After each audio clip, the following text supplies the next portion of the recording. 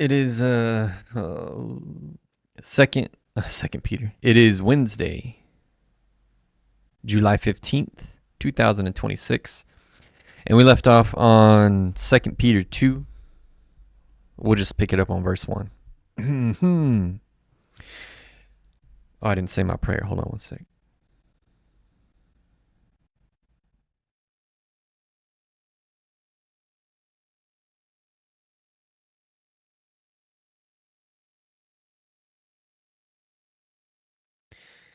Amen. Okay. Verse 1. But false prophets also arose among the people, just as there will be false teachers among you, who will secretly bring in destructive heresies, even denying the master who bought them, bringing upon themselves swift destruction. And many will follow their sensuality, and because of them, the way of truth will be blasphemed. And in their greed, they will exploit you with false words. Their condemnation from long ago is not idle, and their destruction is not asleep. For if God did not spare angels when they sinned, but cast them into hell and committed them to chains of gloomy darkness to be kept until the judgment, if he did not spare the ancient world, but preserved Noah, a herald of righteousness, with 7 others, when he brought a flood upon the world of the ungodly, if by turning the cities of Sodom and Gomorrah to ashes he condemned them to extinction, making them an example of what is going to happen to the ungodly. And if he rescued righteous Lot, greatly distressed by the sensual conduct of the wicked, for as that righteous man lived among them day after day, he was tormenting his righteous soul over their lawless deeds that he saw and heard. Then the Lord knows how to rescue the godly from trials, and to keep the unrighteous under punishment until the day of judgment, and especially those who indulge in the lust of defiling passion and despise authority. Bold and willful, they do not tremble as they blaspheme the glorious ones, whereas angels, though greater in might and power, do not pronounce a blasphemous judgment against them before the Lord. But these, like irrational animals, creatures of instinct, born to be caught and destroyed, blaspheming about matters of which they are ignorant, will also be destroyed in their destruction, suffering wrong as the wage for their wrongdoing. They count it pleasure to revel in the daytime. They are blots and blemishes, reveling in their deceptions, while they feast with you. They have eyes full of adultery, insatiable for sin. They entice unsteady souls. They have hearts trained in greed, accursed children. Forsaking the right way, they have gone astray. Forsaking the right way, they have gone astray. They have followed the way of Balaam, the son of Beor, who loved gain from wrongdoing, but was rebuked for his own transgression. A speechless donkey spoke. A speechless donkey spoke with human voice and restrained the prophet's madness. What? They have followed the way of Balaam, the son of Beor, who loved gain from wrongdoing, but was rebuked for his own transgression. A speechless donkey spoke with human voice and restrained the prophet's madness. All right, you lost me. What's going on here?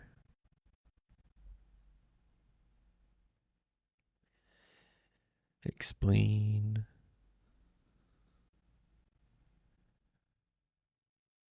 This verse is a direct reference to one of the most famous and unusual stories in the Old Testament, the story of Balaam and his talking donkey, found in Numbers 22. To understand why the New Testament author Peter brings this up in 2 Peter 2:16, it helps to look at who Balaam was and what exactly happened on that road. Okay. The backstory from the Old Testament book of Numbers, chapter 22. Balaam was a non-Israelite prophet for hire, known for his spiritual power. The king of Moab, terrified of the massive wandering population of Israelites, offered Balaam a massive fortune if he would travel down to curse them. God explicitly told Balaam not to go, but because the king kept offering more money and honor, Balaam kept asking God until God essentially said, "Fine, go, but only speak what I tell you." Balaam's heart, however, was clearly set on getting paid. So wait, so he was a non-Israelite prophet for hire. I mean, prophet for hire. Breaking down the verse, it says, "But was rebuked for his own transgression. As Balaam rode his donkey to meet the king, God sent the angel of the Lord to stand in the road with a drawn..." God sent the angel of the Lord to stand in the road with a drawn sword to stop him. Balaam was so blinded by his greed and eagerness for fame that he couldn't see the spiritual reality right in front of him. A speechless donkey spoke with human voice. While Balaam was completely blind to the angel, his donkey saw the sword-bearing warrior clear as day. The donkey panicked and turned off the road, crushed Balaam's foot against a wall, and finally just lay down under him. Enraged, Balaam beat the poor animal 3 times. At that point, God miraculously gave the donkey the ability to speak. She essentially said, "What have I ever done to you to deserve this? Haven't I been your loyal donkey your whole life?" And restrained the prophet's madness. The madness Peter is talking about is the spiritual insanity of chasing wealth at the expense of obeying God. As soon as the donkey spoke, God opened Balaam's eyes. He saw the angel standing there with the sword and realized the donkey had actually saved his life. If the donkey hadn't stopped, the angel would have killed Balaam on the spot. Oh, dang.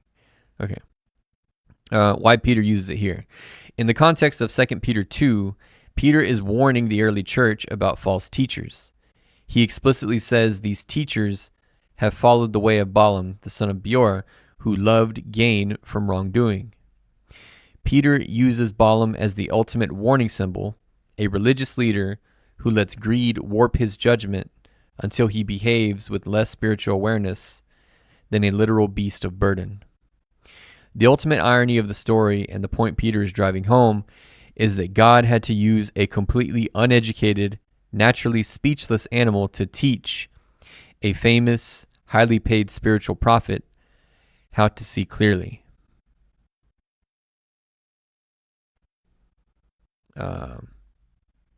What does it mean to be a prophet for hire? How does that work?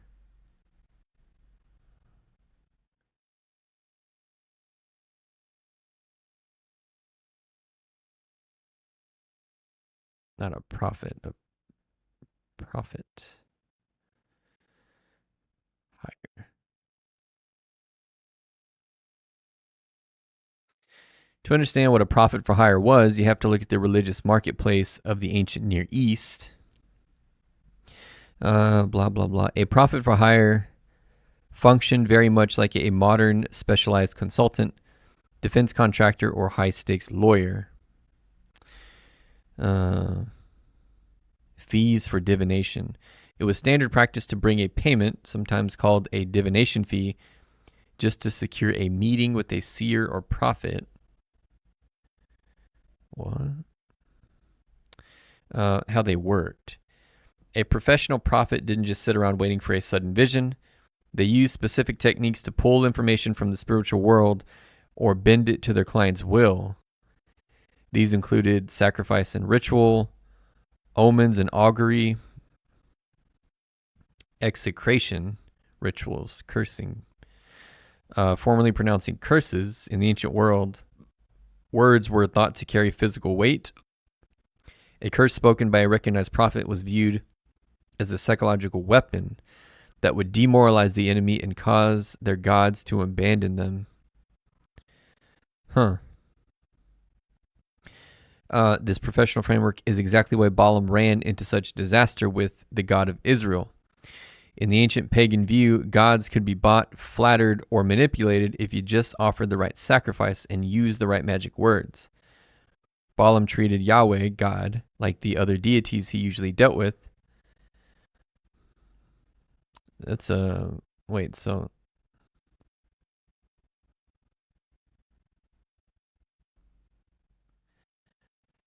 this implies that Balaam was able to interact with other gods beside Yahweh.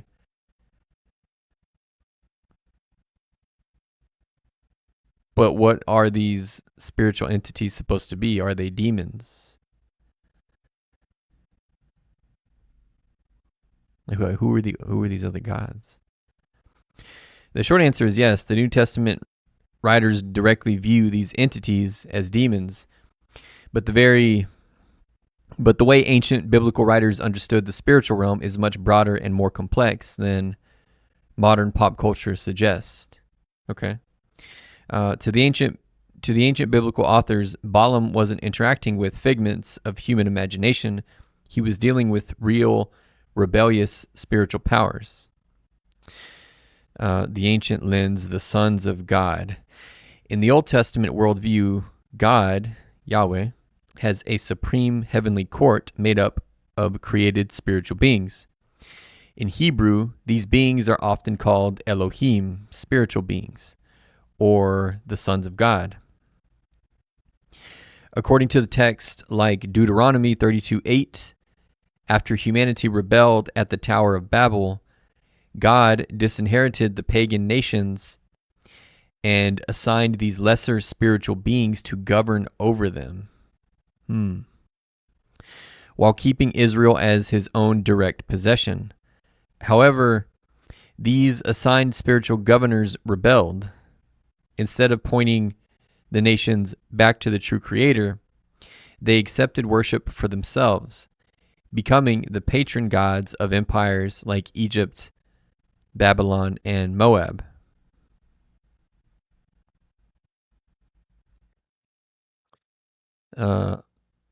Okay. Wait, so these...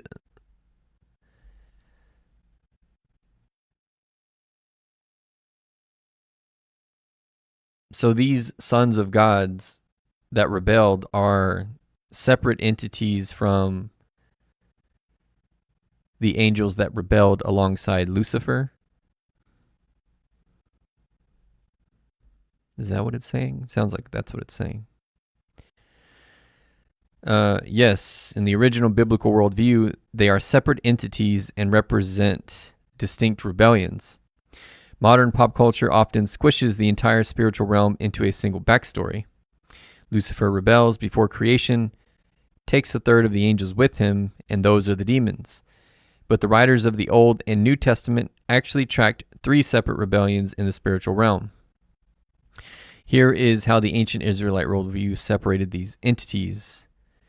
Okay, so there's the Eden rebellion, the serpent / Lucifer. The Nachash, the shining serpent in Genesis 3, or the figure later identified as Satan / Lucifer. Okay. The offense, he was a high-ranking divine being who rebelled out of pride and envy, seeking to overthrow God's order and tricking humanity into losing their immortal status. The result, he became the ultimate adversary, the prince of this world.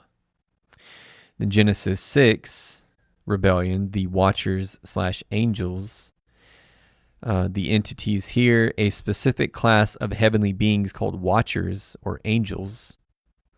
The offense, Peter and Jude both write about this explicitly. 2 Peter 2:4 and Jude 1:6, these were angels who did not stay within their own position of authority, but left their proper dwelling. According to Genesis 6, they crossed cosmic boundaries to mingle with human women, corrupting human genetics and teaching humanity forbidden knowledge, like warfare and sorcery. The result, God immediately threw these specific angels into chains of gloomy darkness in Tartarus, the abyss, which we've read about before, which was interesting, to be held until final judgment. They are not currently free to roam the earth. Oh, okay, so these watchers are in Tartarus, but the angels that rebelled with Satan are the demons that are on earth now. They're free for whatever reason.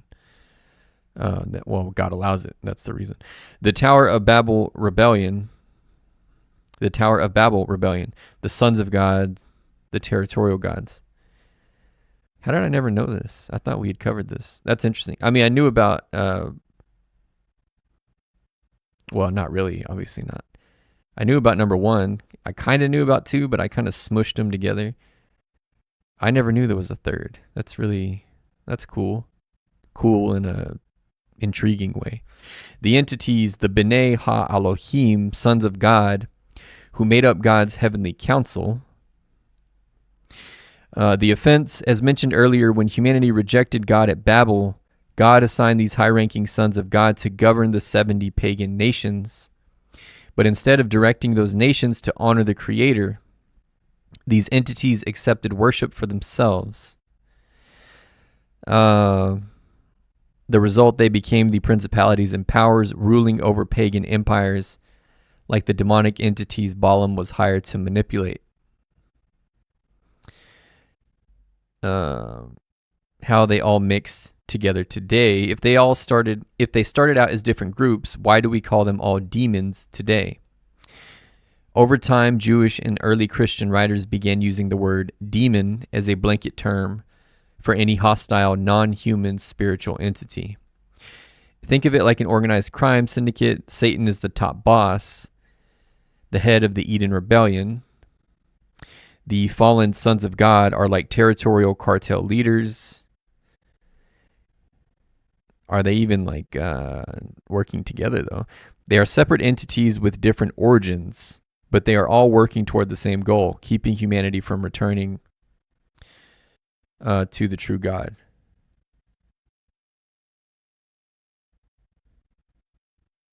Let's see. So are these fallen demons ultimately what turned into other belief systems like Ganesha and the Roman gods and the Greek gods, and the Aztec gods, all them people, Quetzalcoatl, all that stuff? Yes, from the perspective of the biblical writers, this is exactly what happened. In the ancient biblical worldview, the gods of the Greek, Roman, Egyptian, and other global pantheons were not considered empty fairy tales or mere psychological projections. They were understood to be real, rebellious spiritual entities, those fallen sons of God who successfully masqueraded as supreme deities to demand the worship of humanity. The Greek and Roman connection.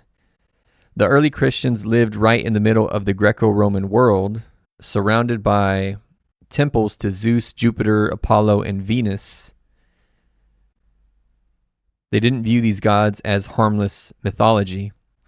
The Apostle Paul and the early church fathers took the Old Testament view that behind the beautiful marble statues of the Greek and Roman gods were active demonic forces. When someone offered a sacrifice at a temple of Apollo, Paul argued they were entering into communion with a real malevolent spiritual being, stating, what pagans sacrifice they offer to demons and not to God. I do not want you to be participants with demons, 1 Corinthians 10:20. That's pretty wild. The mechanics of deception. How did these entities pull this off? They exploited humanity's natural, God-given desire for worship and twisted it. In ancient times, people believed gods were geographically bound. There was a prince of Persia and a prince of Greece, mentioned in Daniel 10:20 in the Old Testament. These entities establish themselves as the spiritual patrons of specific empires, demanding worship. I guess that explains how, like, because these, well, heck, I don't know. I would need a map. Demanding worship by presenting themselves as providers of rain, war victories, or fertility, they convinced nations to build altars to them. The personality of the gods. If you read Greek or Roman mythology, the gods are deeply flawed. They are proud, lustful, vengeful, and cruel. That's true. The Bible implies this makes perfect sense because these quote-unquote gods were actually fallen, corrupted spiritual rebels, reflecting their own broken nature onto the religions they inspired. Third, global pantheons and the biblical narrative. This same framework applies to other ancient or complex polytheistic systems throughout history. Whether it's the ancient Egyptian pantheon, where God explicitly stated he was executing judgment on all the gods of Egypt during the Exodus, or historical Eastern traditions. The biblical narrative argues that while the cultural imagery, names, and artistic representations, like the elephant-headed Ganesha in Hinduism or the multi-armed gods of other cultures, are shaped by human culture and art, the underlying spiritual reality driving people away from the one true creator remains the same, which is a fallen spiritual power accepting praise meant only for God. The ultimate destiny of the gods. The Bible actually predicts the final court date for these entities. Psalm 82 is a fascinating courtroom drama. Wait, what? Psalm 82 is a fascinating courtroom drama where God stands up in the heavenly council and directly addresses these territorial sons of God who took over the nations. It says, I said, you are gods, sons of the Most High, all of you. Nevertheless, like men you shall die and fall like any prince. That's Psalm 82, 6-7. From Genesis to the New Testament, the message is consistent. The global pantheons of history aren't just empty space. They are the domains of cosmic rebels. But the ultimate goal of the Christian message was to announce that through the resurrection, Jesus was reclaiming all the nations from these entities. Well, that is fascinating. I never knew that. So that'll be cool to, because we're going to read, we're 2 Peter 2. We have the book of John, 1 John, 1 John, 1 John, 1 John, long John, 1 John, 2 John, 3 John, Jude, and then Revelation. And then we'll be starting our Old Testament read, and then we'll get to learn, or rather get to read all of this stuff firsthand, all of these references to the Old Testament that we keep coming across. Okay. Now, what verse was that? That went on a very long tangent. Gosh. That was 2 Peter 2:16. 2 Peter 2:16. There we go. Verse 17. These are waterless springs and mist driven by a storm. For them the gloom of utter darkness has been reserved. For speaking loud boast of folly, they entice by sensual passions of the flesh those who are barely escaping from those who live in error. They promise them freedom, but they themselves are slaves of corruption. For whatever overcomes a person, to that he is enslaved. For whatever overcomes a person, to that he is enslaved. For if, after they have escaped the defilements of the world through the knowledge of our Lord and Savior Jesus Christ, they are again entangled in them and overcome, the last state has become worse for them than the first. For it would have been better for them never to have known the way of righteousness than after knowing it to turn back from the holy commandment delivered to them. Nay, What the true proverb says has happened to them. The dog returns to its own vomit, and the sow, after washing herself, returns to wallow in the mire. Wait, what? What does that mean? Explain. Sounds important.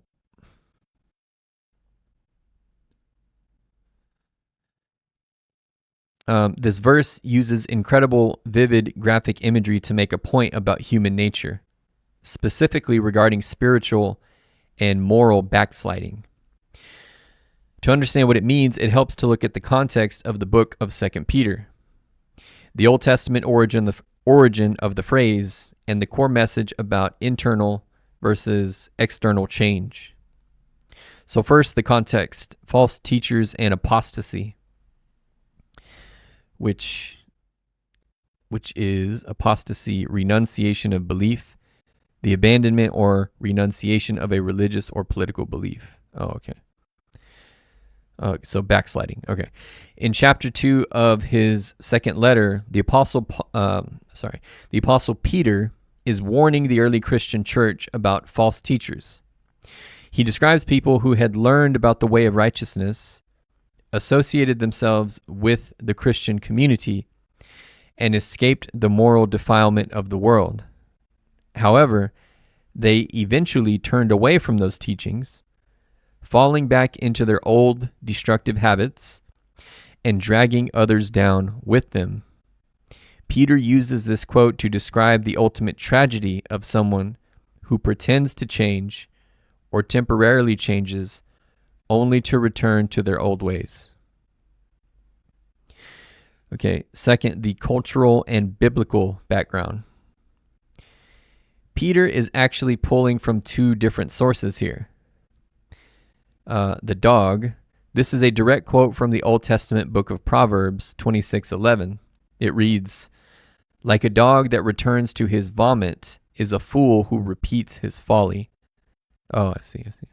Like a dog that returns to his vomit is a fool who repeats his folly. In the ancient Near East, dogs weren't viewed as pampered household pets. They were scavengers. Second, the sow, or a pig. This was likely a well-known secular proverb or folk saying at the time. Pigs were considered ceremonially unclean animals in Jewish culture. Okay. The core lesson: nature versus behavior. The primary theological and practical point Peter is making centers on nature. When a dog eats something bad, its body naturally rejects it and throws it up. The vomit represents the toxic, bad habits of the past. But because it is still just a dog with a scavenger's nature, it looks at the very thing that made it sick and considers it food again. Dang. That's a great analogy. The pig: you can take a mud-loving pig, scrub her clean, put a ribbon on her, and keep her in a clean house. But the moment you let her outside, she will run straight for the nearest mud hole, i.e. wallow in the mire. Why? Because washing the outside of the pig didn't change her DNA. She is still a pig, and pigs love mud. So Peter is using these raw examples to say that superficial change is temporary. If a person only changes their outer behavior to fit in with their religious or moral crowd, but their inner heart and desires never actually change, they will eventually They will eventually gravity pull back. That doesn't make sense. They will eventually be pulled back to their old life. The verse warns against the deception of a reformed lifestyle that lacks a true, permanent change of heart. Brum, brum.